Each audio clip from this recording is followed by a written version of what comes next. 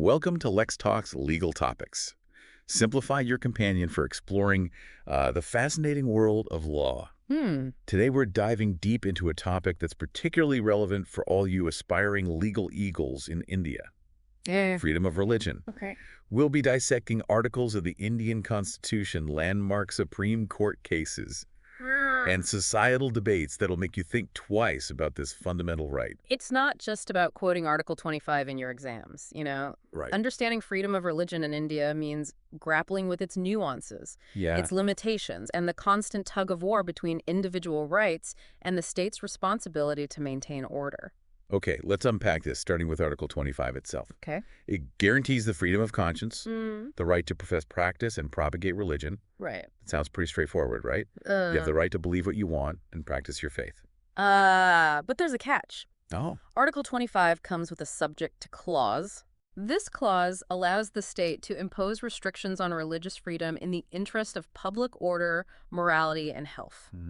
Think of it like this. You're at a concert, you have the right to enjoy the music, but you can't just start a bonfire in the middle of the crowd. okay. Your individual freedom is subject to the safety and well-being of everyone around you. So it's a balancing act. Yeah. But who decides where that line is drawn? That's where the judiciary comes in. Right. Courts have the tricky job of interpreting these broad terms, public order, morality, health, and deciding when religious freedom might need to be limited. Okay. Take the case of the Jehovah's Witnesses students who refused to sing the national anthem. They were expelled for what the school saw as disrespect, but the Supreme Court ruled in their favor, saying that standing respectfully was enough. Wow. They acknowledged the nation while staying true to their beliefs. That's a great example of how a seemingly simple issue can become a complex legal battle. Right. When it comes to religious freedom, it reminds me of another case, one involving a ban on loudspeakers for religious purposes. Uh-huh. A resident argued that the noise was disrupting their peace and quiet, and the court had to weigh the right to religious practice against the right to a peaceful environment. Exactly. Wow. These cases highlight the tension between individual rights and societal concerns. It's not always a clear-cut answer. Right. And the courts often have to make difficult judgments based on specific contexts and legal precedents. Now, beyond Article 25, we've got a whole bunch of other articles Yeah. that contribute to the legal landscape of religious freedom in India. Right. Article 26, for instance, grants religious denominations the right to manage their own affairs in matters of religion. Uh-huh. So they can establish institutions, manage property, and decide on their rituals and practices. Right. But this autonomy isn't absolute either. Okay. Think of it like a university managing its internal affairs. They have freedom to set their curriculum and manage their budget, but they still need to operate within the larger framework of national education policies and legal regulations. Okay. Similarly, religious denominations, while having the right to self-governance, must operate within the boundaries of the law and the Constitution. So even with Article 26, there's this underlying tension between autonomy and the state's oversight. It's like a constant push and pull. Absolutely. And then we have Articles 27 and 28. Okay. Article 27 prevents the state from forcing people to pay taxes for the promotion of any particular religion. No one should be compelled to financially support a religion they don't follow. That makes sense, especially in a diverse country like India. And what about Article 28? Article 28 deals with religious instruction in educational institutions. Okay. It prohibits religious instruction in state-funded institutions unless it's an institution established under an endowment or trust that mandates such instruction. Basically, it aims to ensure a secular educational environment in public institutions while recognizing the right of certain religious institutions to incorporate religious instruction. So we've laid down the foundation with these key articles, but there's still a big question. How do we even define religion from a legal standpoint? Yeah. It's not always as clear-cut as we might think. You're absolutely right. There are diverse faiths, belief systems, spiritual practices, and philosophies out there. Right. How do we decide what falls under the umbrella of religion and therefore deserves protection under the Constitution? It seems like a pretty slippery slope. Where do you even begin to draw the line? Well, thankfully, the Supreme Court has grappled with this very question. Okay. They've adopted a broad interpretation emphasizing that religion encompasses those faiths and belief systems that guide an individual's spiritual well-being. It's not just about organized religion, it's about the freedom to seek a meaningful existence according to one's conscience. So it's not just about temples and churches, it's about the individual's internal compass and their quest for something greater. Precisely. And this broad interpretation has had significant implications for various legal cases. Oh. For instance, in a case involving the Ananda Marga sect, the court had to decide whether their practices, Okay. which included carrying a small knife as a symbol of spiritual strength, constituted a religious practice deserving protection. That sounds like a fascinating case. What was the court's decision? Well, that's a story for our next segment. We'll delve into the intricacies of this case and how the Supreme Court applied the concept of essential religious practices to reach their verdict. All right, law students, we're about to get into the nitty-gritty of religious freedom in India. Stay tuned for part 2, where we dissect landmark cases and explore how the courts have shaped our understanding of this fundamental right. Hashtag TTS The Deep Dive, episode 2024-1231, part 2 of 3. Welcome back to LexTalks. Last time we left you hanging with the Ananda Marga case. Right. And the whole concept of essential religious practices. Yeah. Ready to dig into that? Absolutely.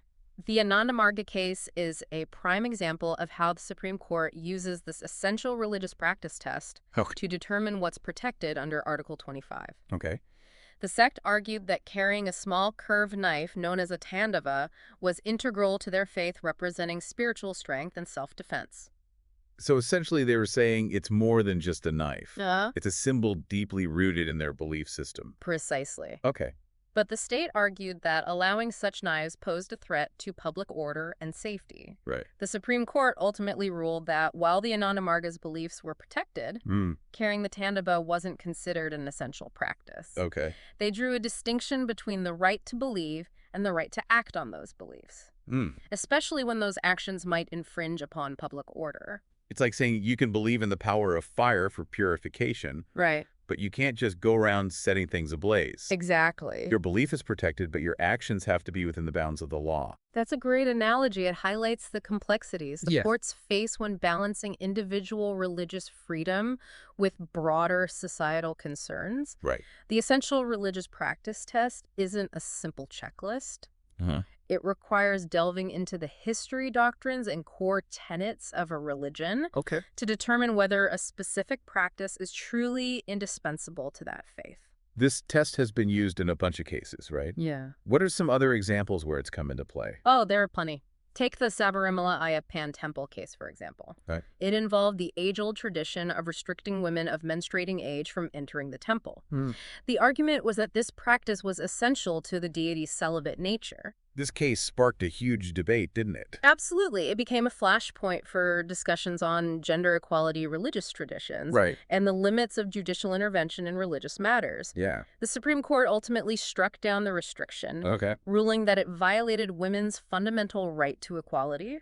They questioned whether excluding women was truly essential to the worship of Lord Ayyappan, and they emphasized the importance of constitutional values in interpreting religious practices. These cases highlight the constant evolution of our understanding of religious freedom, don't they? Societal values change, legal interpretations evolve, Right. and the courts are constantly grappling with how to apply constitutional principles to a diverse and ever-changing landscape. You're hitting the nail on the head. It's not a static field of law. It's a dynamic process of interpretation and adaptation. Yeah. And that's what makes it so fascinating, especially for law students like yourselves. You'll be the ones shaping this legal landscape in the years to come. Now, speaking of shaping the legal landscape, let's switch gears to the subject to clause in Article 25. Okay. It gives the state the power to restrict religious freedom Right. in the interest of public order, morality, and health. But those are pretty broad terms. How have courts interpreted these concepts in practice? Well, when it comes to public order, the courts have generally held that religious practices shouldn't disrupt peace or incite violence. Oh. Think of it as ensuring that one person's right to religious expression doesn't infringe on another person's right to safety and security. For example, courts have intervened in cases involving noisy religious processions or the use of loudspeakers during late hours. So it's about finding a balance between religious freedom and the need to maintain a peaceful environment for everyone. Exactly, and morality is another tricky area. Courts have often looked at whether a practice goes against the prevailing moral standards of society. Right. Of course, what's considered moral can change over time and vary across communities. So courts have to tread carefully here. Against concerns about animal cruelty and public sensitivities, they've had to consider whether the methods used are humane and whether the practice causes undue distress to those who witness it. So it's not just about blindly accepting a practice, because it's deemed religious courts are taking a more nuanced approach, considering both religious freedom and ethical concerns. Precisely. And when it comes to health, Okay. courts have generally upheld restrictions aimed at protecting public health, even if those restrictions impinge on certain religious practices. This has been particularly evident during public health emergencies like epidemics. I imagine the pandemic was brought up a whole host of challenges in this area. It certainly did. There were cases involving restrictions on gatherings for religious purposes, mandatory vaccinations, Right. and even the handling of deceased individuals, according to religious customs courts, had to weigh the importance of religious freedom against the urgent need to protect public health and prevent the spread of disease. These cases underscore the fact that even fundamental rights, like freedom of religion, aren't absolute. Right. There are limitations, especially when it comes to safeguarding public well-being. Exactly. And navigating these limitations requires careful consideration of legal principles, factual circumstances, and the evolving values of society. It sounds like judges have a really tough job when it comes to these cases. They're not just interpreting legal texts, they're weighing competing interests, considering societal impact, Right. and trying to ensure that justice is served for all parties involved. You've got it. And for you as future lawyers, understanding these complexities is crucial. Right. You might be representing clients whose religious beliefs clash with certain laws or societal norms, or you might be working on policy initiatives that impact religious freedom. Either way, you need to approach this field with sensitivity, legal acumen, and a deep appreciation for the delicate balance between individual rights and collective well-being. This has been a deep dive indeed. It has. We've gone from the broad strokes of Article 25 Right. to the intricacies of the essential religious practice test and the subject to clause what's next on our agenda. Yeah. Well, we can't talk about freedom of religion in India without addressing the elephant in the room, religious conversion. It's a topic fraught with controversy, with strong opinions on both sides. That's for sure. And it's a topic that raises some fundamental questions about individual choice, the role of the state, and the limits of religious freedom. Can't wait to unpack that in our next segment. #TTS, The Deep Dive, episode 2024-1231, part 3 of 3. Welcome back to LexTalks. We've journeyed through articles, cases, and those tricky subject to clauses, but there's one big piece of the puzzle left. Religious conversion. Buckle up, law students, because this is where things get really heated. You're not kidding. Conversion is a legal and societal minefield. Right. We're talking about individual choices, community pressures, Yeah. and the state trying to regulate something deeply personal. So let's start with the legal framework. Yeah. Where does the Indian Constitution stand on religious conversion? Well, Article 25, which we've discussed extensively, guarantees the right to propagate religion. This means you have the right to share your beliefs, invite others to join your faith, and spread your religious teachings. Right. But here's the crucial distinction. The right to propagate doesn't automatically equate to the right to convert. That's a subtle but significant difference. So simply sharing your faith is fine, Right. but actively trying to convert someone raises a whole new set of legal questions. Exactly. And this is where those anti-conversion laws come into play. Several states in India have enacted laws aimed at preventing what they deem as forced or fraudulent conversions. Okay, so these laws are basically trying to regulate the process of conversion, Yeah, ensuring it's done freely and without any coercion or undue influence. that's the stated goal. But as you can imagine, it's incredibly controversial. Right. Supporters of these laws argue they're necessary to protect vulnerable individuals, especially those from marginalized communities, from being exploited or pressured into changing their religion. They're saying it's about safeguarding individual choice and preventing manipulation. Precisely. But opponents of these laws argue that they infringe on individual freedom of conscience Right. and create a climate of fear and suspicion around interfaith interactions. Okay. They say it's not the state's business to dictate how someone chooses to practice their faith or whether they decide to change their religion. So you've got this fundamental tension between protecting individuals from potential harm Yeah. and ensuring their right to make their own spiritual choices. Yeah. It sounds like a legal tightrope walk. It is. And this tension is reflected in the Supreme Court's pronouncements on this issue. Okay.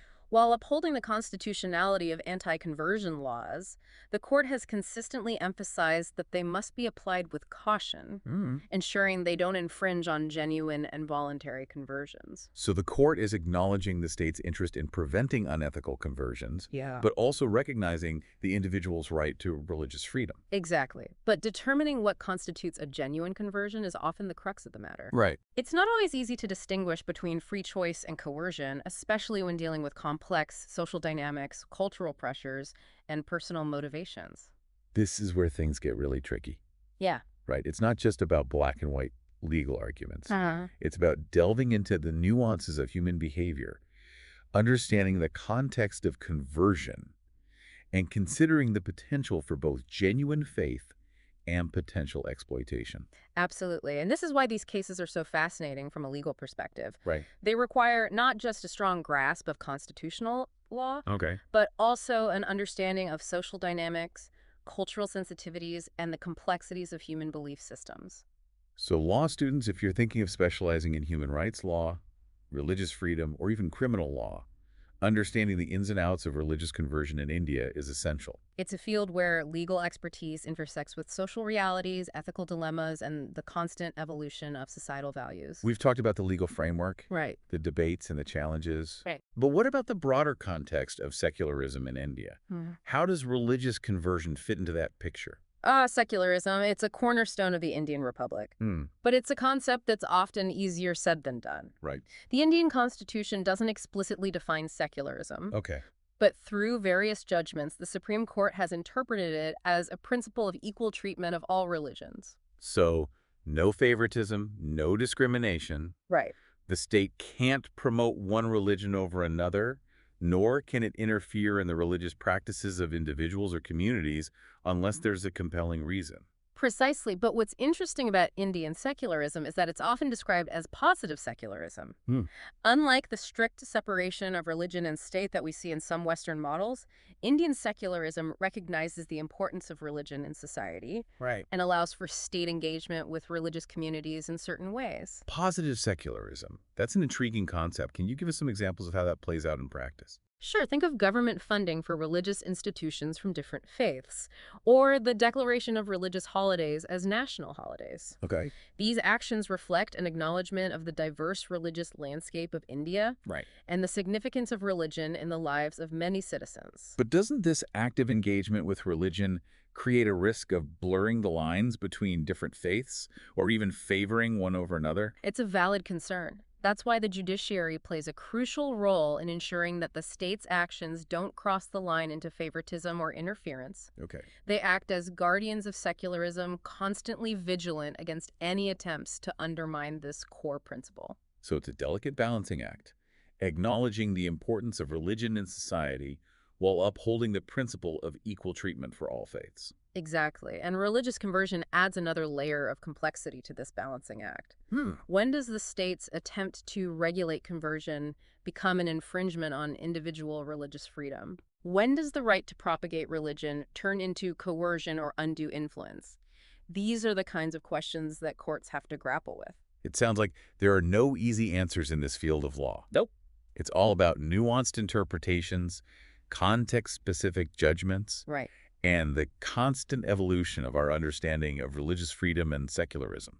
You've hit the nail on the head, and that's what makes it so challenging and intellectually stimulating, especially for law students like yourself who are just beginning to delve into the fascinating world of law. We've explored the legal framework of religious freedom in India, Yeah. delved into landmark cases, and grappled with the complexities of religious conversion and secularism. It's been a deep dive, to say the least. We've only just scratched the surface, really. There's so much more to explore, to debate, and to analyze when it comes to this fundamental right. But hopefully we've ignited your curiosity, sparked some healthy debates, and provided you with a foundation for understanding the complexities of religious freedom in India. And remember, law students, this isn't just an academic exercise. These are real-world issues that impact the lives of millions of people as future lawyers. We'll have the opportunity to shape this legal landscape advocate for those whose rights are violated and contribute to building a more just and equitable society for all. That's a powerful thought. to end on. Thank you for joining us on this deep dive into freedom of religion in India. It's been a fascinating journey. And thank you for listening to LexTalks. Follow, subscribe, and stay notified to never miss an episode.